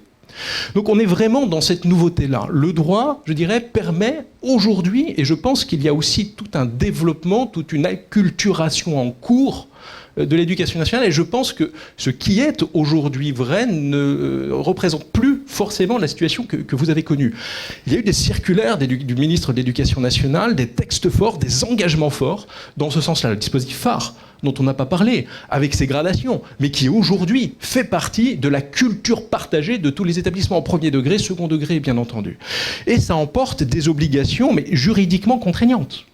Prévenir les situations, les détecter, apporter une réponse rapide. Apporter, pour le chef d'établissement, je suis toujours dans le secondaire, nécessairement, nous dit le ministre, c'est une injonction qui est faite au chef d'établissement, une suite disciplinaire, lorsque le comportement de harcèlement est caractérisé. Donc ce que vous décriviez tout à l'heure comme des faits de harcèlement répétés, qui étaient aussi des injures sexistes et homophobes au passage, qui sont des infractions qui se cumulent, je l'ajoute, et qui pourraient aussi constituer des violences qui se cumuleraient. Bon, ça c'est le juriste qui parle. Mais auraient dû donner lieu à l'enclenchement de procédures disciplinaires qui aujourd'hui font l'objet d'une obligation que la personne harcelée peut contraindre l'administration à prendre sous 48 heures. Et ça, ce n'est pas rien. C'est-à-dire que d'un point de vue administratif, et désormais, on n'est pas démuni. Et j'ajoute que, bien entendu, il y a toujours un besoin de formation. Et nous, on est là, l'ASL, pour intervenir auprès des personnels pour ça. Mais je crois qu'il y a tout un esprit qui est en train de changer, tout un esprit qui est en train de s'acclimater, et en très peu de temps. Et je crois qu'il faut saluer cette opérance-là. Et bien entendu, aussi obligation d'information. Action de l'administration, mais classiquement aussi, je dirais, action judiciaire. Je parlais de l'article 40. Vous savez, l'article 40 du Code de procédure pénale. C'est cette obligation qu'a toute autorité publique constituée de dénoncer les délits et les crimes dont elle a connaissance. Je l'exposais tout à l'heure, le harcèlement, c'est un délit. Et c'est même un délit jusqu'à sa plus haute expression, parce qu'il peut aller jusqu'à 10 années d'emprisonnement. Donc lorsqu'il est caractérisé, lorsque moi, chef d'établissement, j'ai la conviction que ça existe, parce que dans mon dispositif phare, j'ai mené des auditions, parce que ça a été reconnu, etc., et tout se recoupe, eh bien je dois saisir. Et là-dessus, il y a un travail conjoint de l'Éducation nationale et du ministère de la Justice. On a des circulaires très intéressantes, dont la dernière en date du garde des Sceaux, et il faut la citer sur le harcèlement scolaire, août 24, qui impose une corrélation entre les parquets et l'éducation nationale pour des réponses rapides et appropriées, incluant les droits de la victime. C'est-à-dire que même en réalité, les situations de harcèlement, et c'est pour ça que l'éducation nationale est désormais bien armée pour les faire, le traitement judiciaire des situations de harcèlement ne passerait même plus par une action de la victime. C'est-à-dire que la victime elle-même serait déchargée du fardeau d'agir, parce que c'est lourd pour une victime. Elle serait bien entendu dans la procédure, mais désormais c'est censément automatisé par l'effet d'entente commune entre les parquets et l'autorité de l'éducation nationale de l'autre côté. Ça, c'est très très important à comprendre. Néanmoins, il ne faut pas, je dirais, négliger aussi ce dont vous parliez tout à l'heure. La plainte. La plainte, c'est la dénonciation à l'autorité compétente pour y donner suite. Et la plainte, elle est adressée à qui? On l'oublie souvent. La plainte, elle n'est pas au premier chef destinée à la police, en réalité. La plainte, et ça il faut le comprendre, elle est destinée au procureur de la République, magistrat, qui est en charge d'y donner suite. Et c'est par facilité de type administratif que l'on va devant la police, devant la gendarmerie pour déposer plainte. Au passage, vous savez qu'il y a le principe de guichet unique. C'est-à-dire que si je subis un harcèlement parce que je suis, je dirais, dans un établissement scolaire du Rhône et que je vais passer mes vacances sur la côte d'Opale pas très loin, je peux très bien aller dans une brigade de la côte d'Opale pour déposer plainte. Il n'y a pas de compétence territoriale, guichet unique. Simplement, il y aura un rapatriement de la procédure derrière, facilitation. La main courante est une création administrative policière qui a été aujourd'hui fondue dans le Code de procédure pénale, mais qui n'a pas de vocation, à la base en tout cas, à être transmise au procureur de la République. La main courante, c'est la fausse bonne idée pour avancer sur des faits aussi importants. Ce qui compte, c'est vraiment déposer plainte, et j'ajoute, nous, la pratique qu'on a à l'autonome, c'est de déposer plainte par écrit au procureur de la République. On s'adresse directement à celui qui est en charge d'y donner suite. Comme ça, on est sûr qu'on n'a pas de problème, de difficulté liée à un refus de plainte qu'on rencontre, nous, en pratique, et qui est très désagréable parce qu'on est obligé d'aller devant le procureur pour ça. On va directement devant le procureur. Et par ailleurs, le plaignant est aussi la victime. Il a des droits. Il a des droits. Alors, son droit, c'est pas de, je dirais, voir condamner l'auteur des faits. Ça, c'est le problème de la société. C'est le problème du procureur. Il a un droit à être indemnisé. Il a un droit à ce qu'il n'y ait plus de réitération de ces faits-là. Et donc, il faut bien avoir conscience que la victime, eh bien, elle peut demander compte à l'auteur des faits, même si c'est un mineur. Les mineurs ont à répondre, déjà personnellement, lorsqu'ils sont âgés de plus de 13 ans. Vous savez qu'en dessous, on a un problème de discernement qui interdit, sauf je dirais, motivation inverse, mais de poursuite, ou en tout cas de condamnation pénale dans certains cas. Néanmoins, eh bien, non seulement il reste les mesures éducatives, qui sont très intéressantes, aux mains de la justice, confiscation, notamment cyberharcèlement, bannissement numérique, on n'y pense pas au bannissement numérique, mais c'est très important et très efficace, interdiction des réseaux sociaux pour des périodes relativement longues, 6 mois, 1 an en matière de récidive, extrêmement efficace. Des mesures éducatives pour les auteurs les plus jeunes, des peines, on l'oublie, mais les mineurs, quoique bénéficiant de l'excuse de minorité, eh bien, sont susceptibles d'encourir au maximum légal la moitié du maximum encouru. Donc si on a un harceleur qui est un mineur, par exemple un mineur de 15 ans, il est âgé de 15 ans, eh bien, si son harcèlement a conduit à une tentative de suicide, il encourt 5 ans. C'est pas une impunité parce qu'il est mineur, il faut se ôter ça de l'esprit. Et puis par ailleurs, d'un point de vue civil, il est tout aussi responsable. Même si ce sont ses parents qui vont, je dirais, d'un point de vue civil et assureur, réparer. Et il n'y a encore pas très longtemps, moi j'étais dans une audience pour harcèlement, je défendais les intérêts de l'État, parce que vous savez, c'était un professeur qui était cette fois visé, on se substitue. Les élèves, on était en lycée, qui étaient victimes de ce harcèlement, étaient accompagnés de confrères, et c'était très bien, on fait valoir leurs droits. Expertise médicale. Et on était sur des sommes, je dirais, qui ne sont pas symboliques. On dépassait plusieurs milliers d'euros. On est allé jusqu'à 18 000 euros pour de l'atteinte morale. Je ne parle pas du préjudice scolaire, c'est-à-dire je redouble. Je ne parle pas du préjudice professionnel, je perds une chance d'une meilleure profession parce que ce harcèlement m'a fait perdre des chances de réussir des concours, par exemple, parce qu'elles viennent au mauvais moment, ou parce que, je sais pas, j'ai eu des problèmes plus importants, plus lourds. Ça peut chiffrer et il ne faut pas s'en priver. Et la justice y répond très favorablement. Et rapidement. Et ce que je voudrais peut-être dire, c'est que le droit n'est pas sourd à ça. On dit souvent que les juristes sont... les juridictions, les avocats, c'est lointain, pas du tout. On est vraiment dedans. Les parquets sont impliqués dans ces affaires-là. Les avocats sont formés. Les experts judiciaires aussi, ce qui fait qu'il y a une communauté judiciaire et juridique qui, je dirais, sonne et veut sonner au diapason des communautés éducatives sur ce point-là. Voilà ce que j'avais à dire peut-être pour terminer.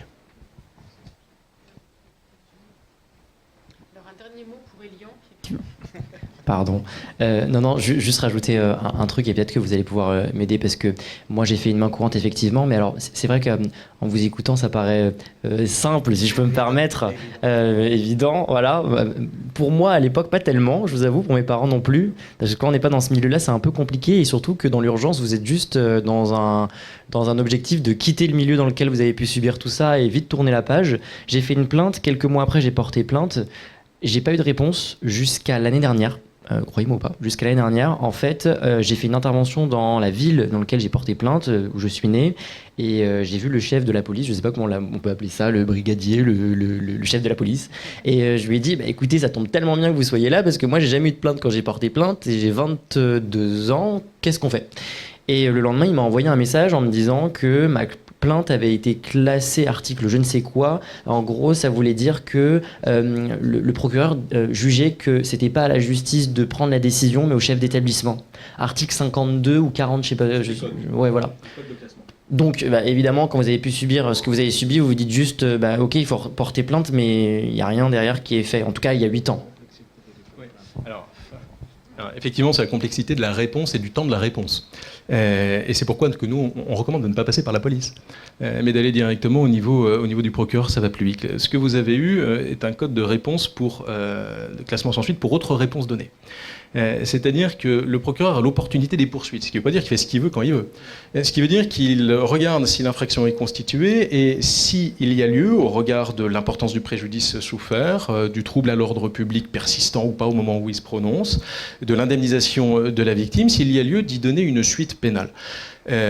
Alors, j'ajoute que, à mon avis, on aurait une réponse différente aujourd'hui à raison précisément de la circulaire que j'évoquais, d'août 24, parce que précisément le ministre enjoint au parquet de donner des réponses pénales adaptées. Et dans les réponses pénales, il n'envisage pas le classement sans suite. Il envisage ce qu'on appelle les mesures alternatives, c'est-à-dire, des possibles mesures de sanctions qui ne vont pas passer devant un tribunal, mais qui vont prendre à chaque fois en compte l'avis de la victime.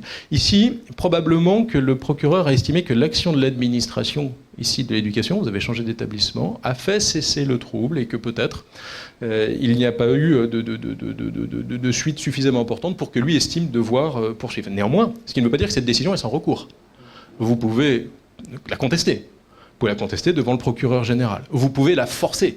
C'est un délit. Vous pouvez aussi, vous constituer partie civile en saisissant le juge d'instruction, ce qui passe au-delà du parquet. Néanmoins, aujourd'hui, cette situation, je crois, en tout cas, on a toutes les armes pour, et ça, il faut le comprendre, je pense, serait nettement différente et traitée nettement différemment, y compris par l'institution de l'éducation nationale, qui, je dirais, toutes choses égales par ailleurs, mais c'est une manière de protection fonctionnelle. Les élèves ne sont pas du tout des fonctionnaires, c'est pas ce que je veux dire, mais en fait, il y a une protection que doit assurer l'administration de ses usagers, et notamment par la dénonciation et la coopération avec l'autorité judiciaire sur ces faits-là. Et oui, que vous ayez une réponse 8 ans après, vous savez, je crois que le stock de procédures non traitées, on est à 2 millions de procédures pénales.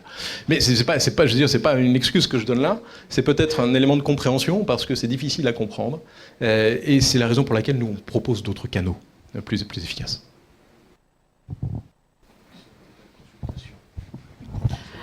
Alors, merci beaucoup pour toutes ces précisions. Et c'est vrai que ça demande tellement de débats et de choses et de renseignements qu'on pourrait y passer effectivement beaucoup plus d'heures.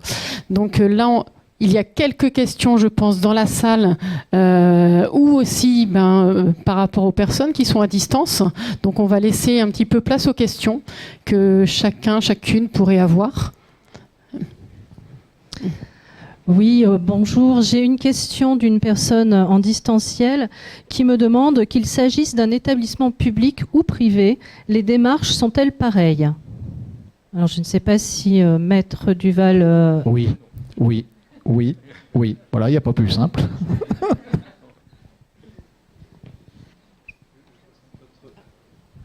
Si vous avez des questions au niveau de la salle, n'hésitez pas, le micro passe, circule. François. Oui.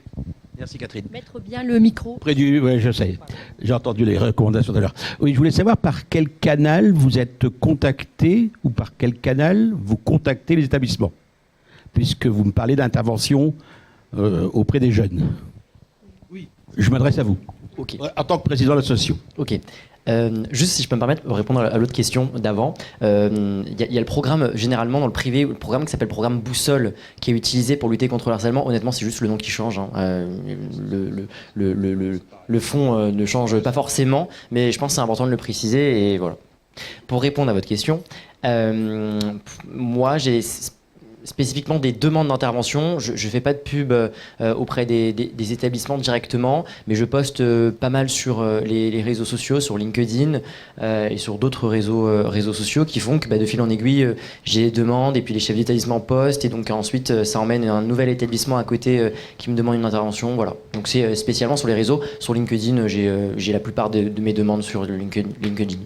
Parce qu'il existe quand même une commission officielle, qui est le conseil académique des associations complémentaires de l'éducation publique et qui vous permettrait d'être, référencé et de vous rendre compte qu'il y a une autorisation après à intervenir beaucoup plus facilement dans les établissements. Donc je ne sais pas si vous la connaissez, c'est le KESM comme on dit en utilisant le syllogisme. Alors, je vous avoue qu'en ce moment, je suis seul à intervenir. Voilà. Donc, en termes de temps et entre nous, l'administratif, c'est très, très compliqué, dans le sens où les délais sont très, très longs.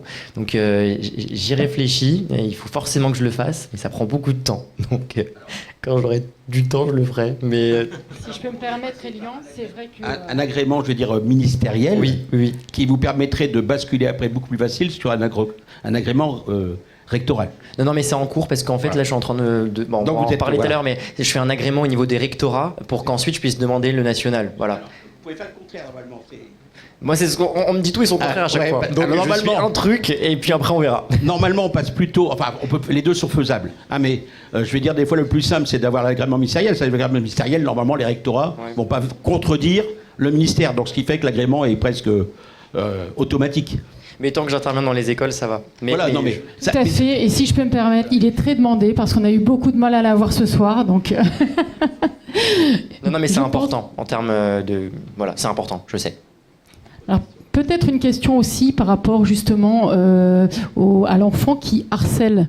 On a beaucoup parlé de l'enfant harcelé, mais effectivement, il y a certainement des parents qui se questionnent et qui ont des fois des difficultés à demander de l'aide ou parce que leur enfant harcèle. Quelle solution, quelle chose peut-on mettre en place, que ce soit effectivement par une professionnelle de santé implantée dans les établissements, par des associations? Quel recours et quelle aide peut-on apporter ce soir? Est-ce qu'on a des éléments de réponse?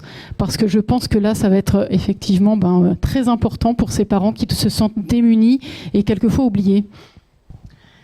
Oui, je pense qu'effectivement c'est compliqué. C'est pour ça que je parlais aussi tout à l'heure de ce regard non binaire qu'on doit porter sur les situations et qui font que nous, en pratique, on accueille, on écoute, on mène des entretiens auprès des élèves supposés victimes, supposés harceleurs et c'est compliqué en effet pour les parents de se rendre compte d'une situation. Alors ça a pu déjà arriver et moi ce que je pourrais conseiller aux parents, alors en regardant notamment sur les réseaux sociaux de leur enfant, de découvrir effectivement que leur enfant était impliqué dans des situations où il pouvait y avoir des insultes et ce genre de choses.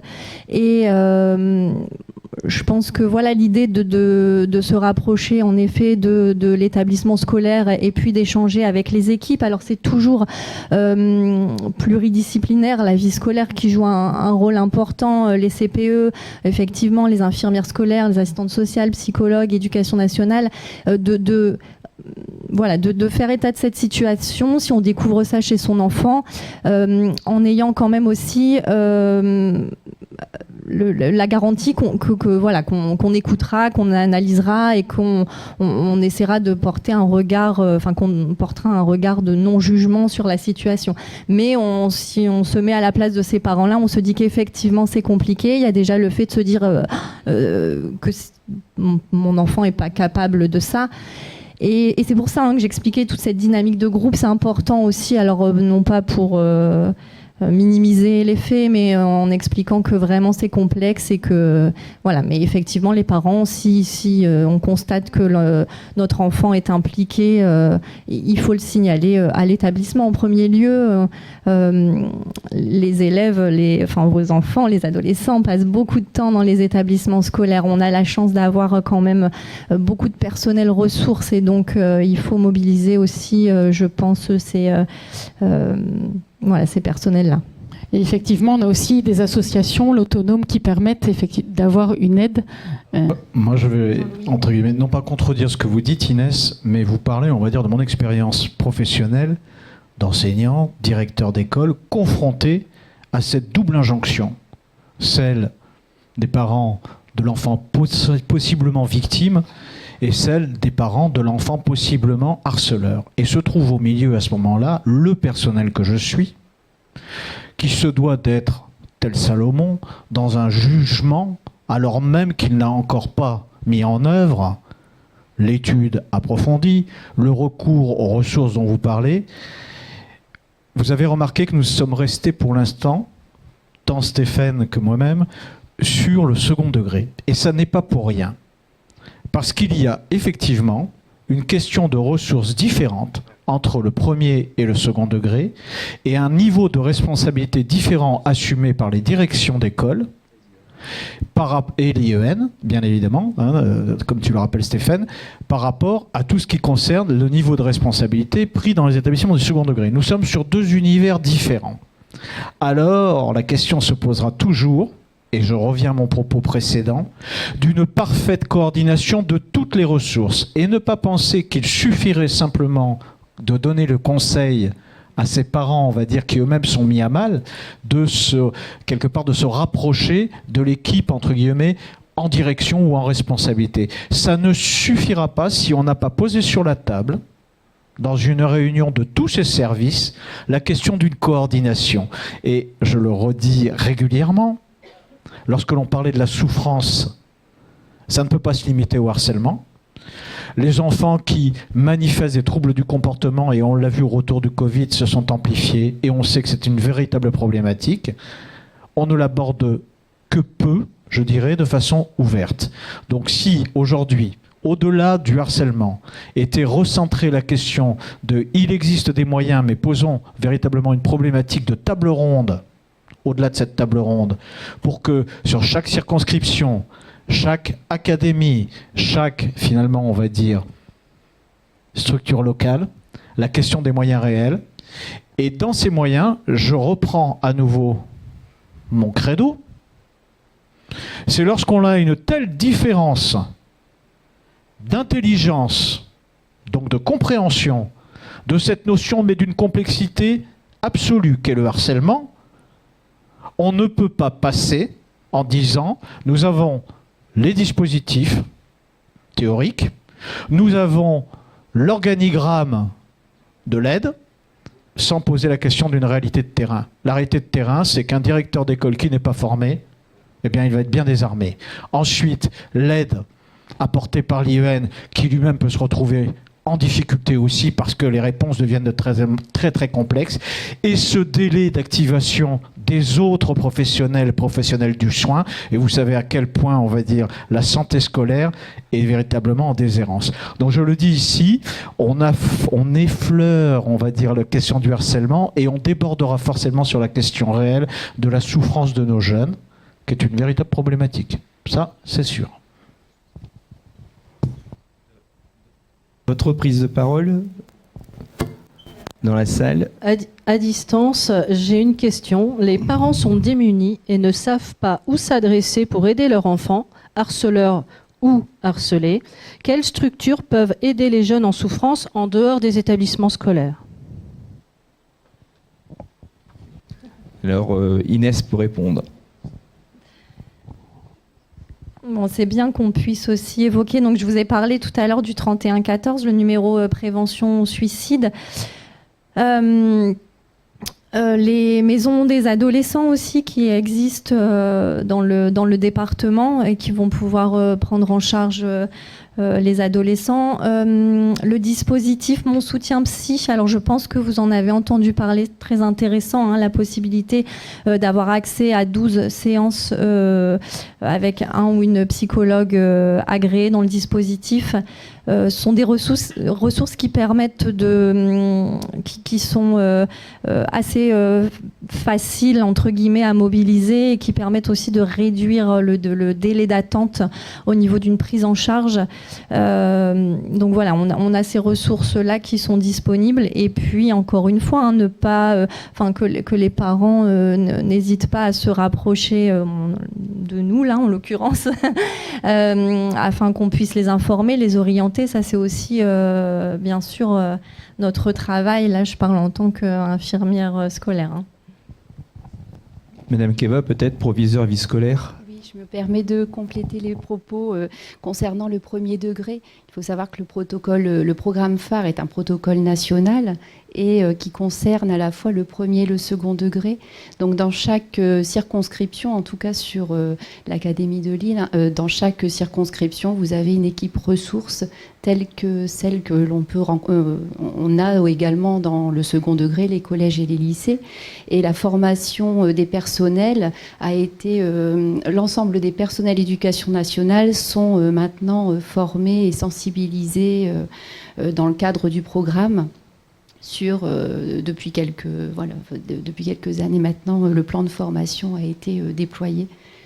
Mais effectivement, il faut aussi préciser que les équipes, depuis maintenant début novembre 2023, on a des équipes qui ont été renforcées au niveau des académies avec l'arrivée de référents académiques et départementaux harcèlement, et notamment des référents premier degré et second degré qui sont des relais très importants pour les établissements et les écoles, pour pouvoir accompagner au quotidien aussi les équipes de direction dans la résolution des situations, en tout cas l'accompagnement, et qui est également à disposition des familles, notamment dans le cadre de l'accompagnement aussi, parce qu'il y a la plateforme Stop Harcèlement aussi, qui est obligatoire à compléter. Et l'ouverture des dossiers est obligatoire quand il y a des situations de harcèlement qui sont signalées au niveau départemental et académique. Merci pour ces précisions. Jean-Louis. Pardon. Je ne vais pas faire un jeu de ping-pong là-dessus parce que ce n'était pas le propos. Mon expérience de direction date de quelques années. Entre-temps, bien évidemment, on a vu l'évolution positive des dispositifs. J'y reviens. Pour autant, si je peux avoir une parole neutre, il y a encore du chemin que nous pouvons faire à la condition de regarder et d'arrêter de se dire que nous sommes parfaits. L'association ne l'est pas, notre regard est partiel, il manque certainement des éléments, partageons-les, voilà ce que je dis. C'est le seul propos, nous avons encore du chemin, sinon cela signifierait que toute situation de harcèlement est résolue. Et sur le terrain, vous le savez, vous comme moi, ça n'est pas le cas. Et une des problématiques quand même restera toujours la même, mais c'est un peu la problématique de la justice, c'est-à-dire la rapidité ou le délai d'une réponse, on va dire, effective et efficace. Et on sait que ça reste une problématique humaine, naturelle, quels que soient les dispositifs. Et donc, sur ce travail-là, je pense qu'on a encore du chemin à faire. Et je réaffirme ici que l'ensemble des collègues directeurs d'école reçoivent certes une information. Mais, voyez, à travers le discours de Stéphane, qui se retient depuis tout à l'heure de rentrer dans un vif du sujet tel que l'on fait nos formations, la finesse de cette culture juridique ne peut se faire, on va dire, par une pure information. Et ça, on le sait pertinemment. Lorsque l'on fait nos formations dans le cadre des accords que l'on a avec le ministère, on voit bien que lorsqu'on commence à ouvrir une thématique, alors là, non pas des problématiques qui apparaissent ou des scandales, mais des réflexions qui deviennent de plus en plus fines. Et c'est à partir de ça qu'on se dit, au sortir de nos formations, c'est bien, on a démontré aux personnes qu'il n'y a pas une réponse monobloc, on va dire, binaire, en disant une loi, une réponse, une interprétation, c'est comme ça et c'est pas autrement. On le démontre tous les jours. Donc j'insiste là-dessus, je le dis, il faut collaborer. Merci Jean-Louis. Et moi, si je peux me permettre également, j'ai un témoignage de professionnel à apporter, puisque je suis présidente de la section de l'Oise MGEN, mais également professeur des écoles, donc en activité dans une classe de CE1 à Beauvais. Et donc dans ce cadre-là, effectivement, nous mettons en place le programme phare et un projet conséquent sur l'année. On a une formation et je dois dire que c'est effectivement c'est un début, mais c'est le début parce que on n'avait absolument rien.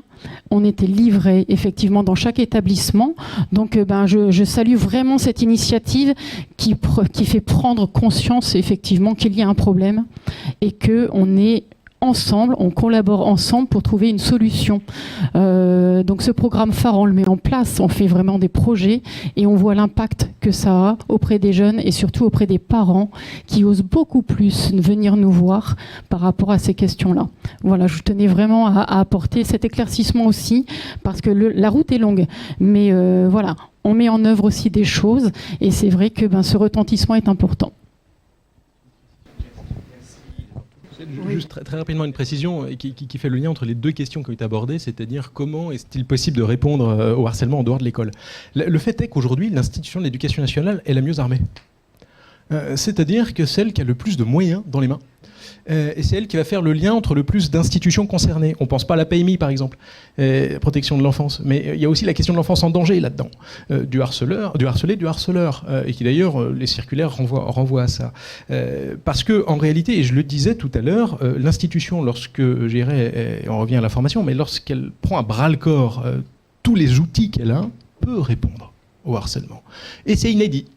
Vous n'avez pas d'autre institution qui a autant de champs de compétences. Donc, la question du harcèlement des jeunes pose en position centrale pour y répondre l'école. L'école au sens large. Parce que dans l'ensemble des circulaires, il y a une sorte de réseau, en fait, des institutions judiciaires, administratives, particulièrement l'éducation nationale. Eh bien, on se rend compte que l'école et le pouvoir de l'école est au centre. Voilà. On n'a pas parlé notamment du premier degré sur le décret de harcèlement, qui aurait pu être aussi une porte d'entrée, mais j'ai pas 3 heures, j'en ai bien conscience. Voilà, la loi ELAC offre aussi des possibilités d'action, mais on s'est concentré sur le second degré. On ne pense pas aussi sur ces questions-là que phare est neutre. Phare, c'est pas une enquête contre. Le dispositif phare, c'est une action pluridisciplinaire et incluante de toutes les parties prenantes, et bien souvent de la classe d'ailleurs, avec l'ensemble des personnes qui ont lieu. Tout le monde est entendu, le harcelé comme le harceleur, sur une manière de pied d'égalité, premièrement. Deuxièmement, et si on a un vrai cas de harcèlement, et même si, là je reste dans le secondaire, on va sur le disciplinaire, il ne faut jamais occulter la dimension pédagogique du disciplinaire. C'est utile pour se rendre compte. Il y a un débat contradictoire. Il y a une possibilité d'expression. Tout le monde va s'exprimer dans un conseil de discipline et il y aura une décision collégiale de la communauté éducative. Et ça, c'est important. Et donc, je le maintiens, mais on y revient, la centralité de l'éducation nationale dans le traitement du harcèlement chez les jeunes. Voilà, simplement, très rapidement, ce que je vais dire. Merci beaucoup. Yannick. Bonsoir, merci pour la qualité de vos interventions. Je pense qu'on apprend beaucoup.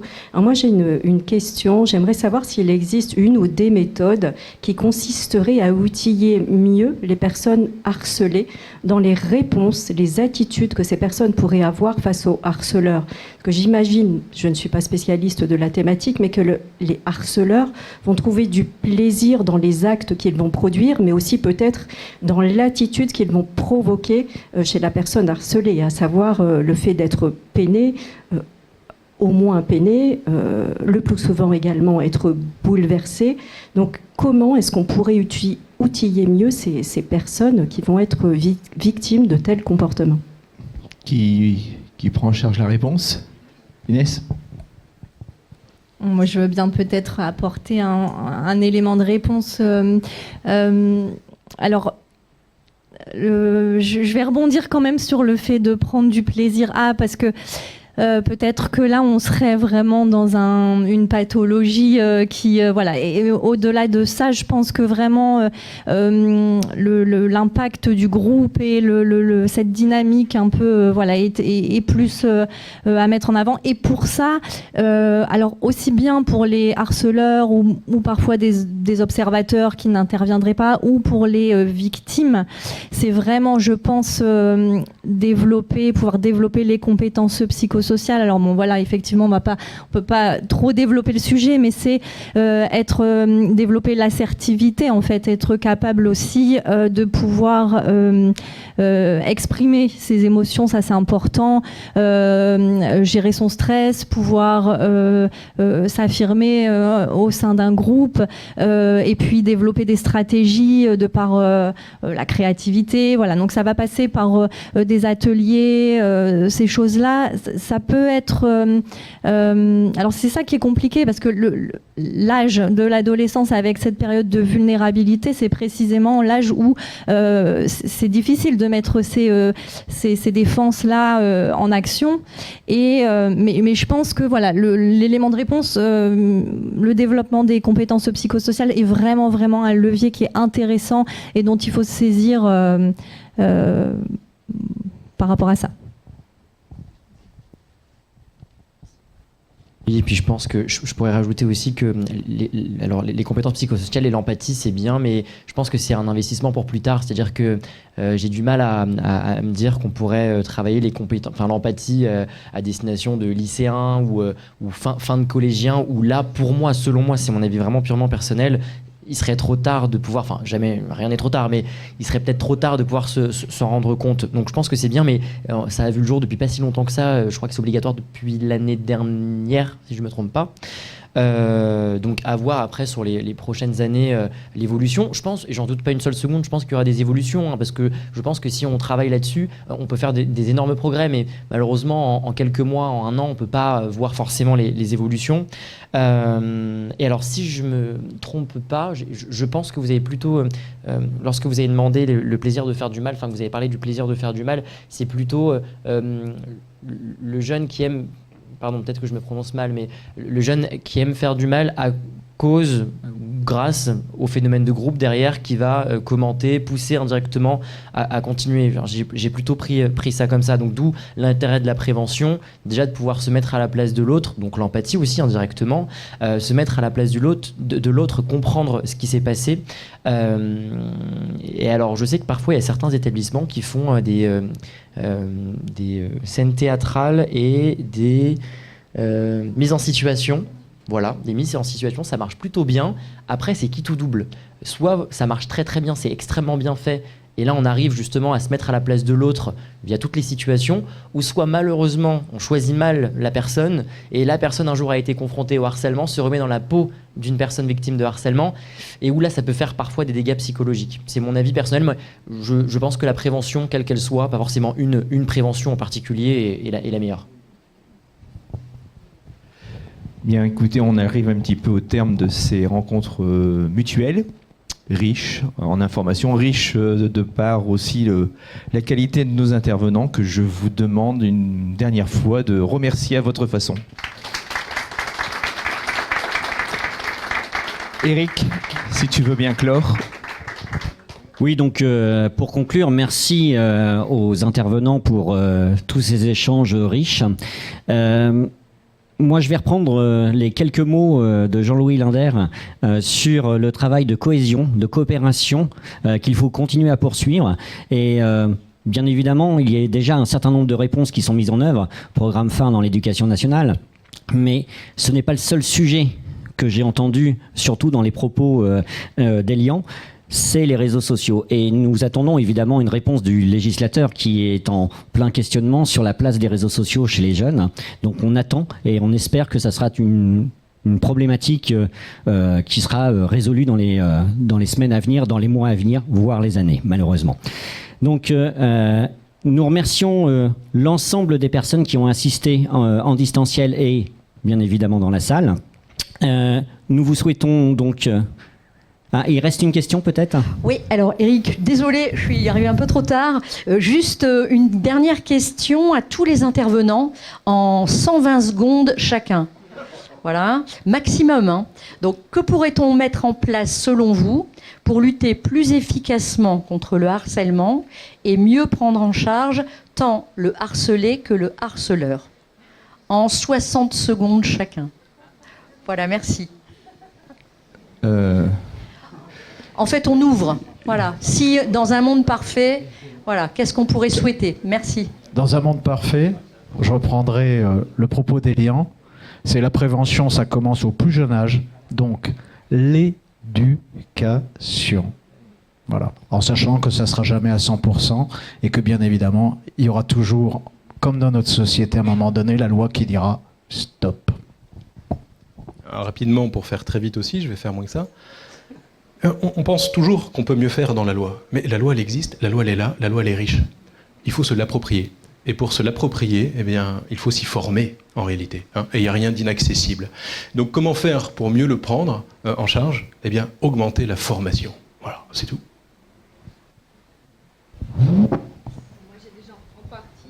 Répondu. Le développement des compétences psychosociales, créer effectivement une culture commune autour de la préoccupation partagée du bien-être à l'école, la promotion de la santé, c'est important, la santé mentale aussi, et puis créer des espaces de parole tels que les heures de vie de classe, des ateliers, enfin voilà, moi 120 secondes, je pense que c'est bon. Hein. Et moi, je vais refaire le relou. Je pense que la prévention à destination des parents, elle est hyper importante et je pense que c'est aujourd'hui le plus gros des chantiers maintenant à faire parce que les enfants, ils sont déjà sensibilisés. Tout n'est pas parfait, évidemment, mais les parents aujourd'hui, dans le programme phare niveau 3, ils sont intégrés dedans, les fameux ambassadeurs parents. Mais aujourd'hui, encore une fois, certains parents, il suffit qu'un parent potentiellement auteur, un parent enfant auteur de harcèlement ferme la porte en disant « mon enfant, jamais l'école raconte n'importe quoi » pour que la situation perdure et que ça puisse pas forcément, on puisse pas forcément trouver des solutions. Donc moi je pense que la plus grosse des problématiques aujourd'hui, le chantier qu'on doit avoir et même peut-être créer une loi, même si je sais que c'est impossible, c'est d'obliger tous les parents à avoir au minimum cette sensibilisation, peut-être pas forcément que le harcèlement, mais même les réseaux sociaux, utiliser les réseaux sociaux, l'autorisation des réseaux sociaux pour leurs enfants, parce que c'est quelque chose qui est dévastateur et on le voit aujourd'hui. Franchement, voilà. Moi, je terminerai avec 4 mots. Voilà, effectivement, informer, effectivement, prévenir, la prévention importante. Mince, j'ai dit plus que 4 mots. Informer, prévenir. On avait effectivement aussi dit, un mot collaborer.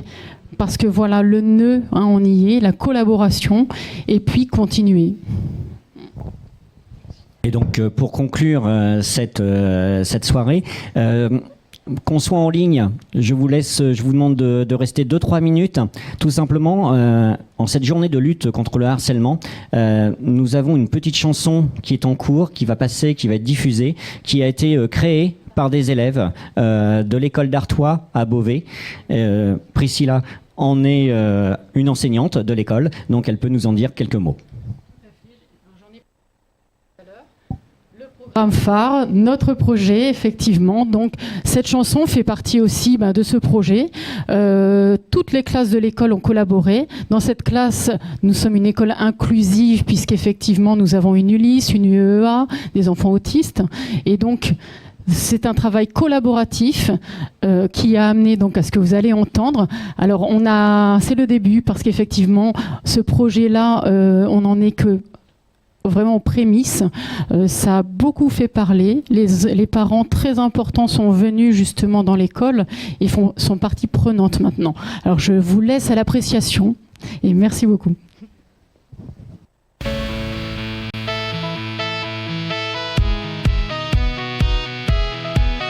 Je l'ai vu seul dans la cour, le cœur serré, le regard lourd. J'ai compris qu'il avait besoin d'un ami. Un sourire, un petit mot, ça a tout changé. C'est très beau, il suffit d'un peu d'amour. Jour après jour, harcèlement terminé. On On est plein d'humanité, pas de moquerie, pas d'ennui, juste des amis pour la vie. À l'école on est soudés, harcèlement terminé. Tu m'as dit je me sens mal quand il se moque, c'est infernal. J'aimerais qu'on puisse m'accepter comme je suis. Alors je t'ai accompagné, tu t'es confié, on a joué ensemble, c'est bien plus beau. T'es plus jamais solo, harcèlement terminé. On est plein d'humanité, pas de moquerie, pas d'ennui, juste des amis pour la vie. À l'école on est soudés, harcèlement terminé. Change les choses, ose en parler, chacun est libre de s'exprimer. Ensemble unis, on va tous chanter pour l'amitié. Et on dit stop à la discorde, tous ensemble l'on s'accorde, alors on tient le même discours. Chantons l'amour, harcèlement terminé. On est plein d'humanité, pas de moquerie, pas d'ennui, juste des amis pour la vie. À l'école on est soudés, harcèlement terminé. Harcèlement terminé. Pour un monde apaisé, tu dois dire des mots gentils et te soucier de tes amis. Luttons contre les méchancetés. Harcèlement terminé. Harcèlement terminé. Vive la liberté, on va bâtir l'avenir, on va rêver et même rire. On est capable de tout changer. Harcèlement terminé. Harcèlement terminé.